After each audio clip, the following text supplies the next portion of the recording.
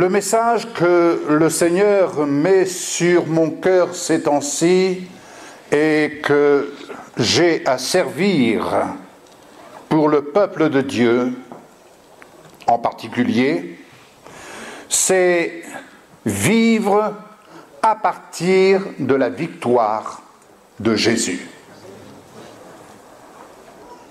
Il y a une nuance entre la foi inébranlable et le triomphalisme du moment. Ne nous laissons pas aller dans des illusions. Ce qui est inébranlable dans le bon sens du terme, c'est ce qui est fort, solide, dur, rigide, constant. La foi inébranlable, ce n'est pas la foi yo-yo, hein? C'est la foi constante. Amen. Dans le mauvais sens du terme, c'est ce qui est cruel, rude, difficile, têtu. Je répète. Cruel, rude, difficile, têtu. Il y a des gens qui disent avoir la foi inébranlable, mais en fait non, ils n'ont pas de foi. Ils sont simplement têtus.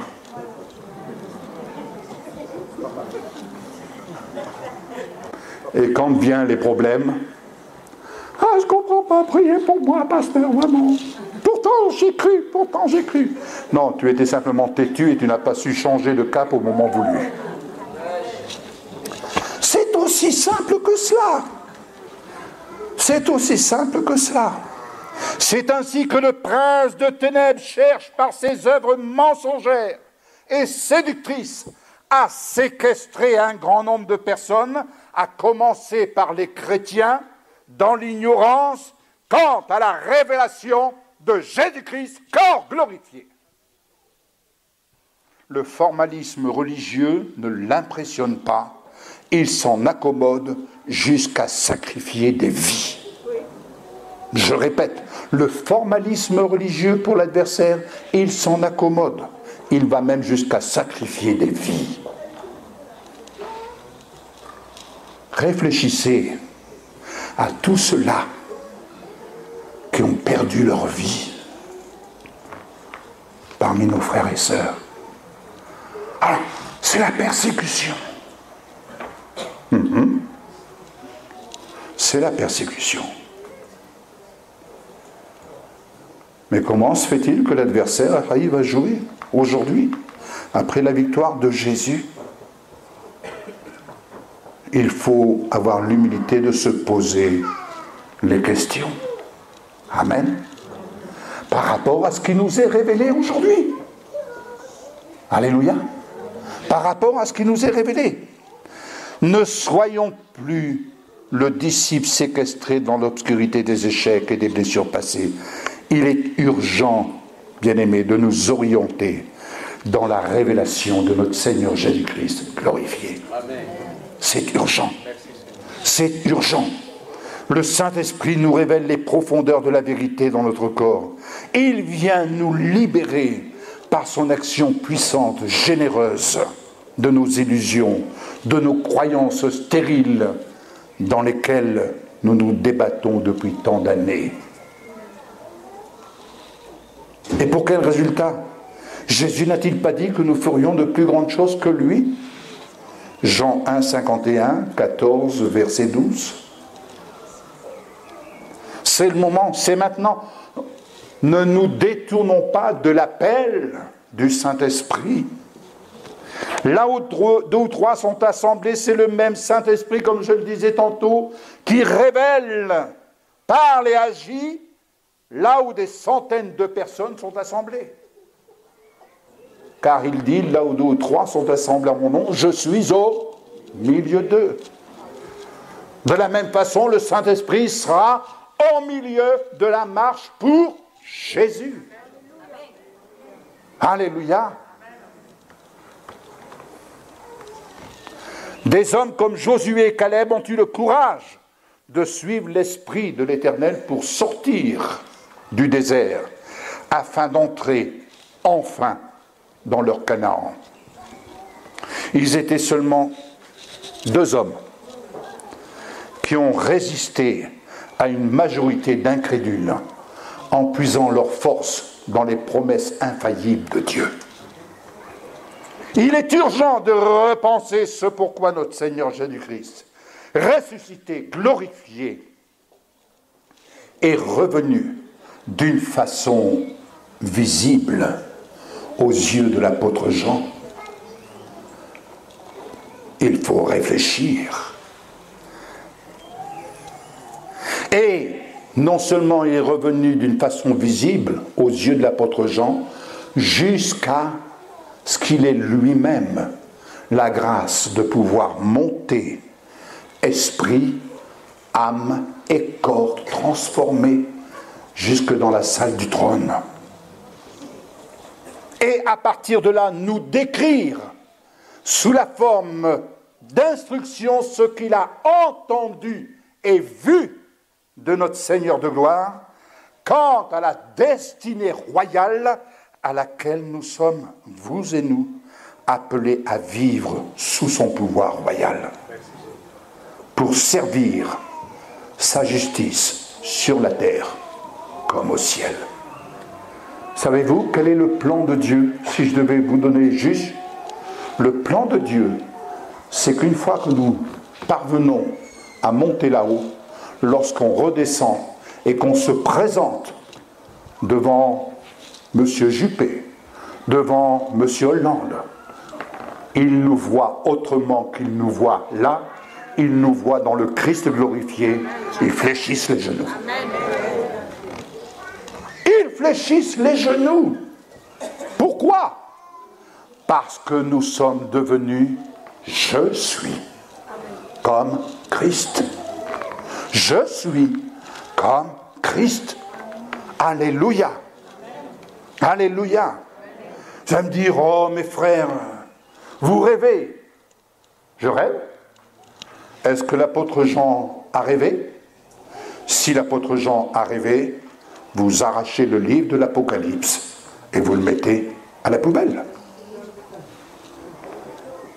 On a attendu 100 ans environ pour accepter le livre de l'Apocalypse.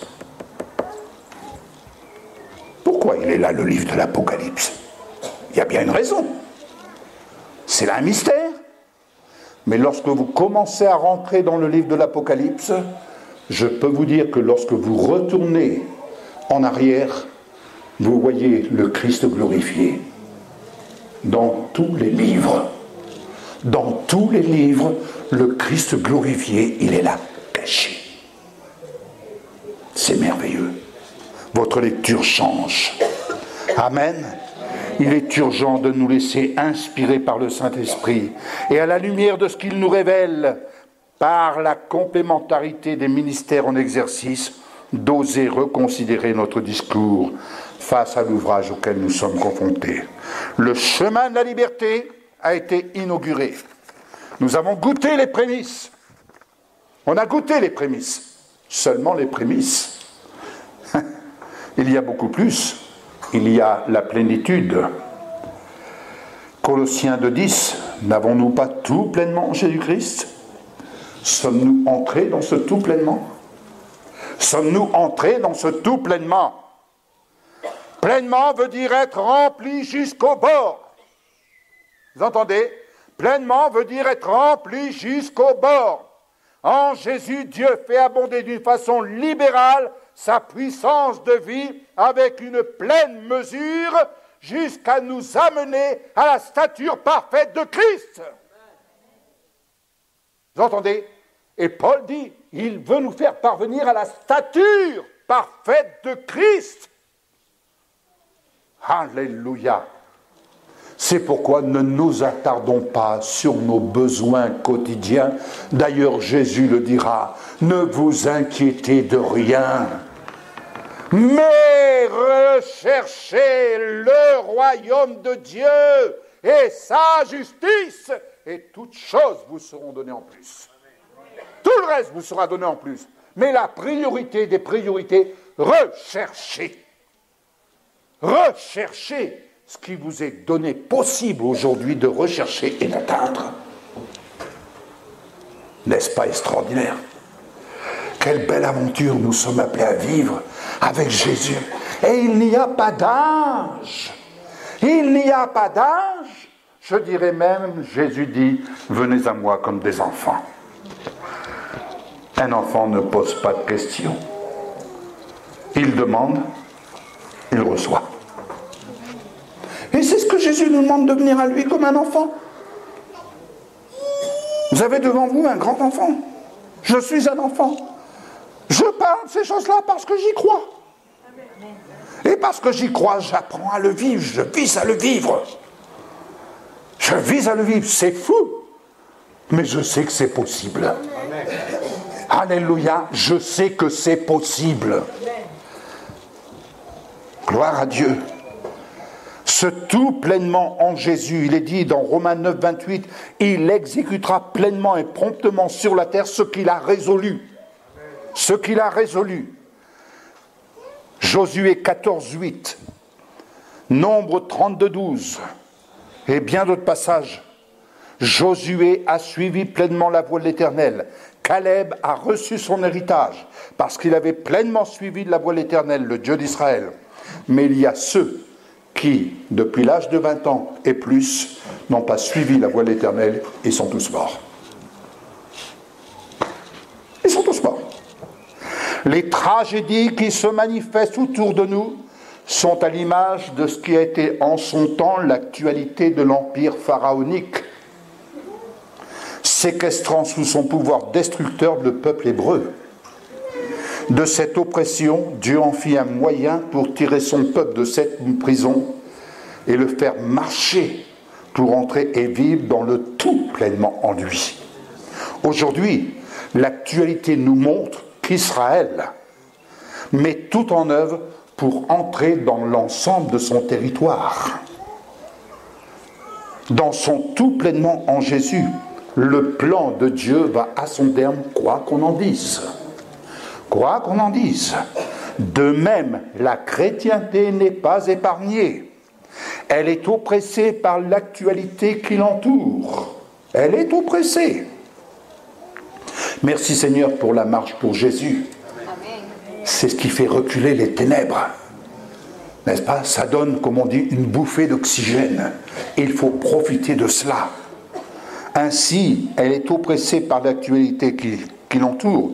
Aussi, quoi qu'on imagine, Dieu fait concourir toutes choses à son bien jusqu'à ce que chaque chrétien recherche avec ardeur son union vivante avec le Christ glorifié et vive glorieusement de sa plénitude. Dans cette actualité, le plus jamais cela que prônent ceux qui refusent d'aligner leur mode de pensée à la lumière des instructions de la parole de Dieu n'est que pure illusion. Vous entendez souvent ça suite aux tragédies. Plus jamais cela. C'est de l'illusion, tout simplement parce que l'iniquité va s'accroître. Un haut responsable de notre pays que j'ai entendu personnellement a dit ceci: les lois de Dieu s'exercent dans les églises, mais elles n'ont pas à s'exercer dans notre République, qui garantit l'exercice des lois de la laïcité. Autrement dit, deux pouvoirs mis en opposition. Et à cela, Dieu répond ceci. Malachie 3. Vos paroles sont dures contre moi, dit l'Éternel, et vous dites, qu'avons-nous dit contre toi? Vous avez dit, c'est inutile de servir Dieu, qu'avons-nous gagné à respecter ses ordres et à marcher dans le deuil à cause de l'Éternel, le Maître de l'univers? Maintenant, nous déclarons heureux les hommes arrogants. Oui, Dieu, ceux qui font le mal prospèrent, ils mettent Dieu à l'épreuve et ils en réchappent. Alors ceux qui craignent l'Éternel se parlèrent l'un à l'autre, comme nous pouvons le faire, nous parler les uns aux autres. L'Éternel fut attentif et il écouta. Un livre de souvenirs fut écrit devant lui pour ceux qui craignent l'Éternel et qui respectent son nom. Ils seront à moi, dit l'Éternel, le Maître de l'univers. Ils m'appartiendront. Le jour que je prépare, j'aurai compassion d'eux. J'aurai compassion d'eux comme un homme a compassion de son fils qui le sert. Et vous verrez de nouveau la différence entre le juste et le méchant, entre celui qui sert Dieu et celui qui ne le sert pas. Alléluia. Mes chers amis, voulons-nous prendre position dans la victoire avec notre Seigneur Jésus-Christ et viser à vivre notre vie de résurrection? À notre foi, Dieu répond. Il nous ouvre la porte de sa maison. Il nous suffit d'entrer dans sa plénitude. Et je reprendrai Josué 14,9 pour conclure. En ce jour-là, Moïse jura en disant « Le pays que ton pied a foulé sera ton héritage à perpétuité pour toi, pour tes enfants, parce que tu as pleinement suivi la voie de l'Éternel, mon Dieu. » Alléluia. Prions.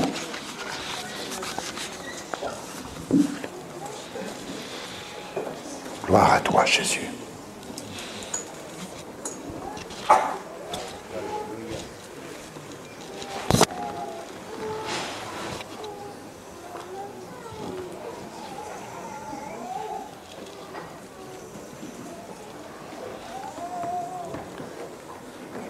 Gloire à toi, Jésus. Merci, Jésus. Tu as été interpellé par le message. Tu as été interpellé dans ton cœur.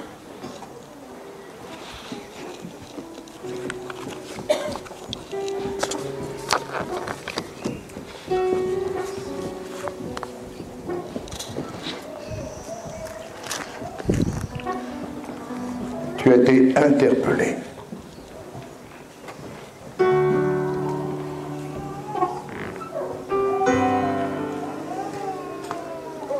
Tu peux te lever à ta place en réponse à ton Seigneur, à ton Dieu.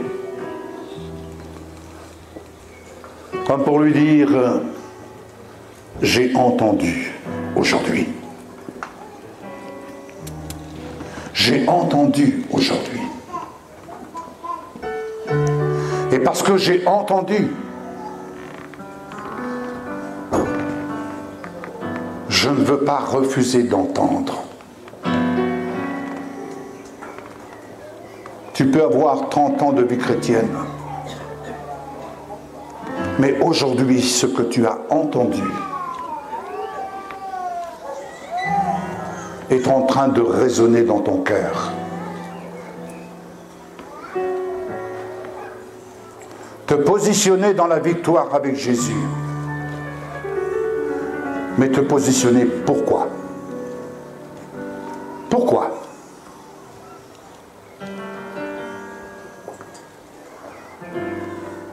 En vue de communier avec lui dans sa gloire. Est-ce que c'est cela que tu désires? Communier avec Jésus dans sa gloire. Communier avec son corps glorifié. Chercher à le rencontrer tel qu'il est et tel qu'il s'est montré à Jean.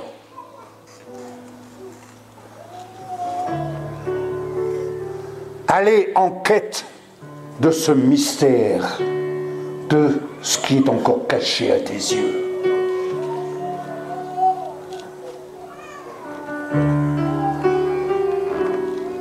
Cela se passe dans ton cœur.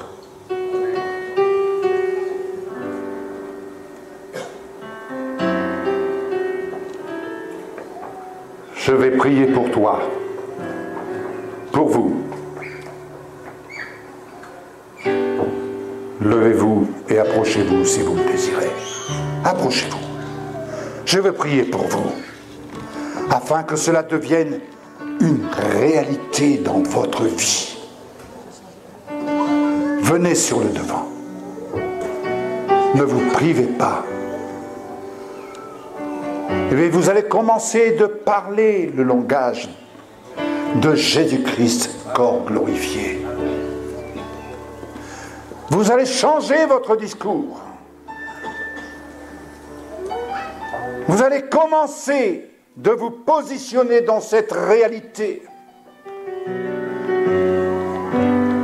Ne vous privez point de cette grâce. Ne dites pas « je l'ai déjà fait ».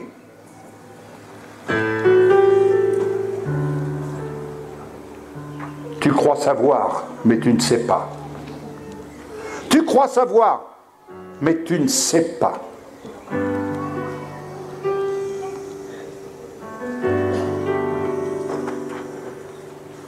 Gloire à toi, Jésus. Amen. Merci. Gloire à toi. Quelque chose est en train de se passer dans cette église.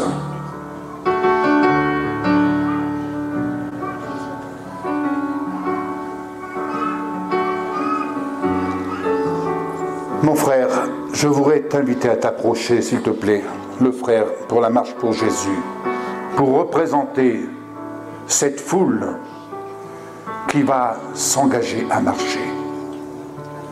Il y a quelque chose de prophétique qui va se manifester durant cette marche.